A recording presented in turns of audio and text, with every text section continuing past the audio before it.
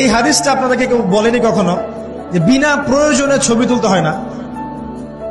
কিয়ামতের মাঠে সবচেয়ে বেশি শাস্তি যাদেরকে দেয়া হবে তারা হচ্ছে এক শ্রেণীর মুসাউয়ির, যারা তাসবির আঁকতো, ছবি আঁকতো বিনা প্রয়োজনে, অপ্রয়োজনীয়, এবং আল্লাহ পাকের সৃষ্টির মতো সৃষ্টি করত।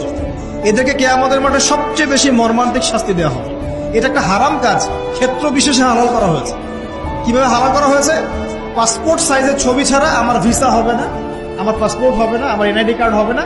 উলামায়ে কেরাম একসাথে বসে ইজমা করে দিয়েছেন, আচ্ছা এটা জায়েজ, এতটুকু জায়েজ। আর এই যে আমরা কথায় কথায় সেলফি আর এই ছবি, এই সংস্কৃতি কোথেকে আসলো? এটা তো মুসলিমদের সংস্কৃতি না। ছবি মূর্তির সাথে আমাদের সম্পর্ক কি? পিতার ছবিটা সুন্দর করে ঘরের মধ্যে লটকায় রাখছেন মালা দিয়ে, একদম কি বুঝাতে যাচ্ছেন আপনি? আপনি নেককার সন্তান, অথচ পিতার জন্য কোনো দোয়া নাই আপনার মনে। দাঁড়ান দাঁড়ান